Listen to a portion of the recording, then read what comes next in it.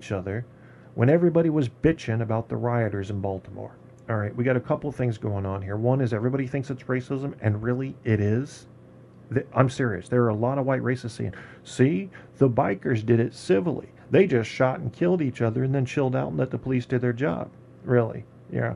They were fighting for something. The rioters were just looting to get what they wanted. Were they really? Are you sure about that? You know this, huh? Here's the difference. First of all, there was racism, and there is no real difference in the criminal activity that was going on there, although people want to believe that. And part of the reason for that is my second thing, and that's organized versus disorganized crime. In this country, and Andrew might even confirm in the world, organized crime has taken on a status of attractiveness to people. The mob is cool. The Bloods and the Crips are cool. Look, they got a gang, man. They have a whole program running. They've got money laundering happen. They're doing hits on people. They're controlling the government, one congressperson at a time. They've got it going on. Whereas a looter is just a loser. Just broke into a store, gonna steal him some Nike shoes. Well, I see what's happening there. You're admiring the organized crime, so you're admiring the bikers shooting it out. That seems like something that's more group oriented, as if there's a real need for that. Because you ride a motorcycle and call yourself part of that motorcycle group does not make you special. That just means those are your friends and they also enjoy riding the motorcycle, okay? You've decided to hang out with a certain group of them. They've given themselves a name. That's where it stops. That's where your special stuff stops. You don't get any extra protections. You don't get any extra consideration under the law than the fucking looter that's stealing the Nike shoes. But there's racism going on. And as I said, the big difference is the respect that we've given voluntarily through Hollywood productions and literature to organized crime versus disorganized crime. Why do we do that? So if the rioters had organized and called themselves the Riot Kings and come in teams with uniforms, maybe all riding I don't know, a riding lawnmower, that I guess that would be okay. But these individuals, they're just out for number one. What kind of thinking is that, man? We don't need gangs in this country. We don't need gangs at all. If you want to have a group that enjoys similar things, I get that. I was also thinking about church because I watched the very damning documentary on Scientology, one of the newer ones, called The Prison of Belief or something like that. And we've already destroyed Scientology on the Evil Show, and we probably will again, but goddamn that fucking religion. I mean, really, about 2% of it's good. About 2% of it deals with cognitive psychology and how you can make your life better through reviewing your own personality and making improvements. About 2% of it. The other 98% is the problem. Physical abuses, threats, intimidation. There's a decent chance that I'll pay some price, it may be minor, it may be major, for even talking about Scientology. Because L. Ron Hubbard wrote it into the beginning that anybody who opposes this, quote, religion, unquote, it's anything but a fucking religion. They did that for tax exempt status.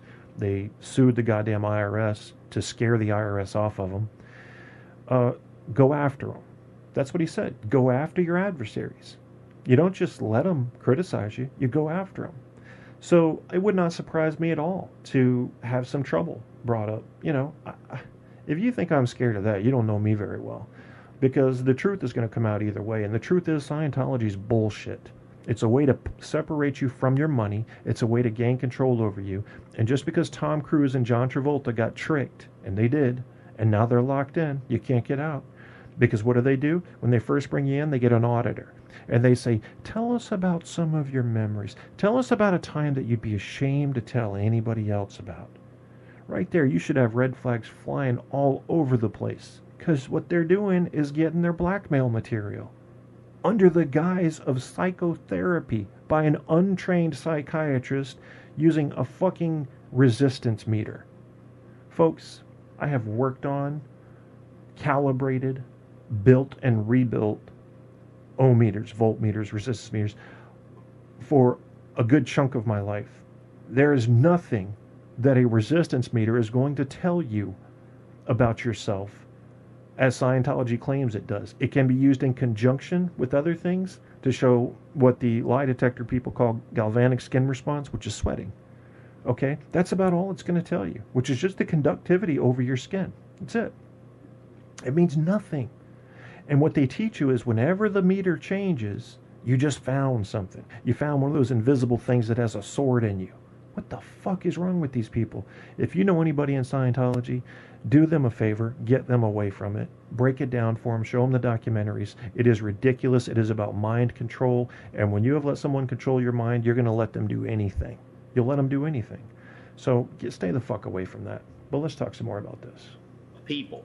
Now, keep in mind that John Locke is writing against a different backdrop. While Thomas Hobbes was writing against the backdrop of the English Civil War, John Locke was writing against the backdrop of the glorious and almost bloodless revolution, comparatively bloodless as far as revolutions are concerned.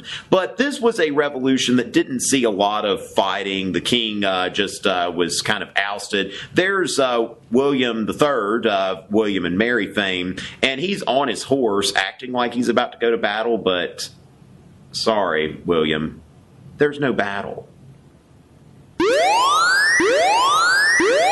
Oh, what was that? Well, then, it's graphic organizer time. If you'd like, you can download a copy of this graphic organizer from my website, www.tomricci.net/euro, or you can just follow along with us. We are going to compare and contrast Hobbes and Locke in a simple graphic organizer. Now, first of all, we're going to make some comparisons. Keep in mind that when AP asks us to compare, they're asking for similarities. So let's talk first about how Hobbes and Locke are similar. First of all, the original state of mankind was the state of nature, or the state of war, as Hobbes would call it. And is government established by divine right or by social contract? It's established by a social contract. So in both of these, Hobbes and Locke are in agreement.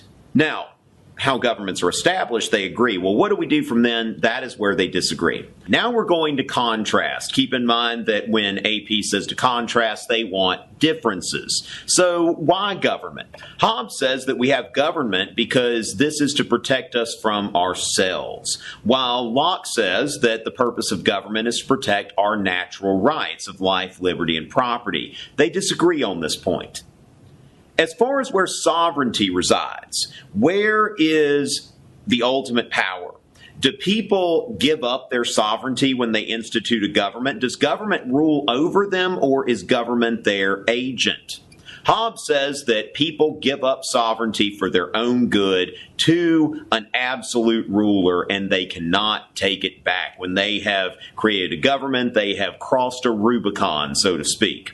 While Locke says that the people maintain sovereignty, that the people create a government to protect their natural rights, and if that government ceases to protect their natural rights in a way that's better than if they were in the state of nature, then they have a right to overthrow the government.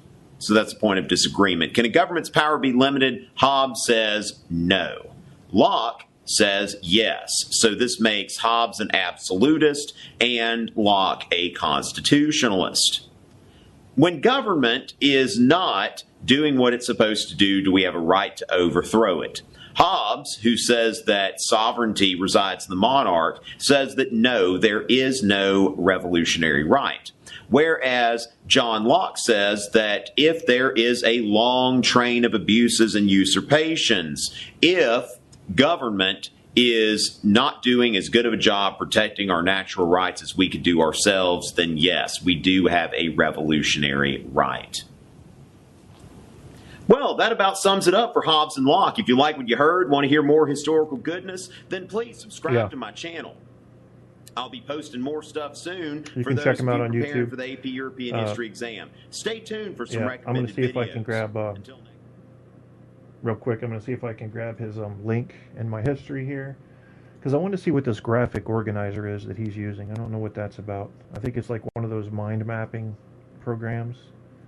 But yeah, history. Here we go. So Hobbes and Locke. There we go. And I'm going to share the actual video in the chat room. So if you're listening on iHeart later, you got to go over to the Spreaker site, which is Spreaker.com/user/truthon. And you'll see the show about philosophy and random shit, and you'll see a link to this video, which will allow you to subscribe to his channel and whatever that software is he's talking about. So let me put it in there.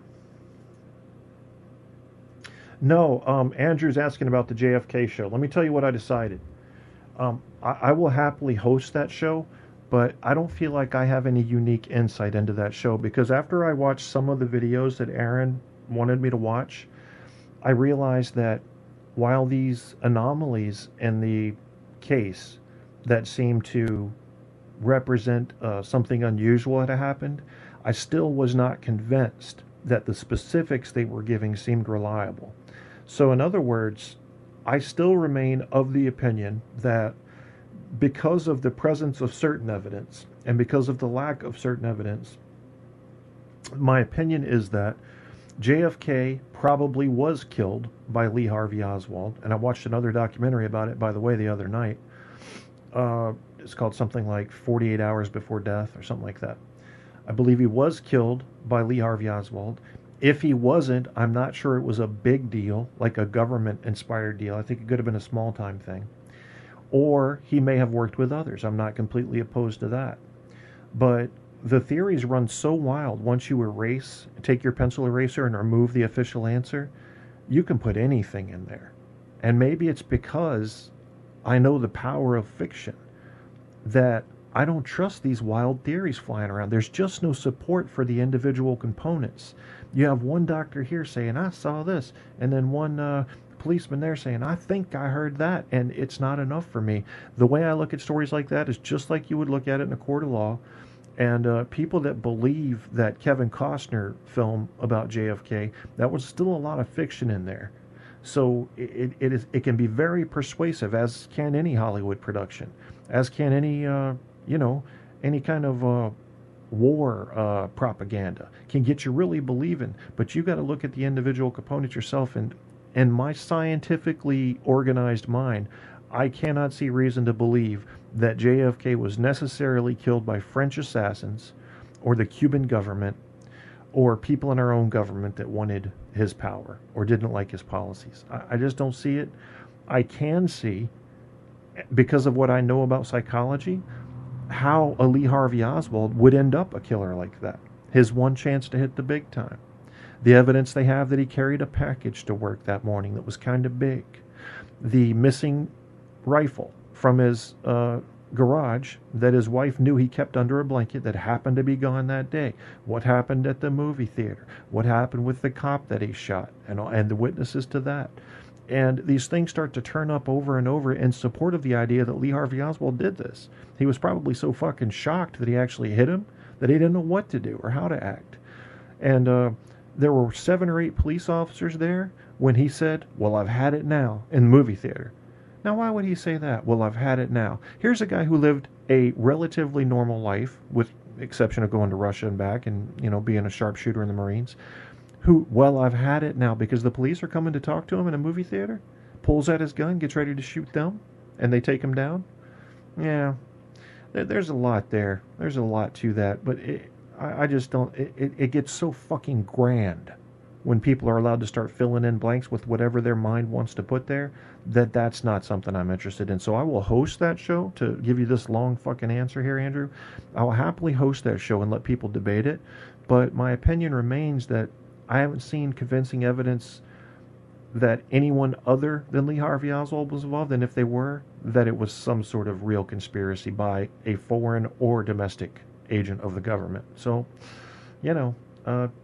nothing real convincing to me there. So I would, it's going to end up being a debate that I don't want to have, because then I got to start telling people everything they're doing wrong with processing each fact, and that's not something I enjoy doing.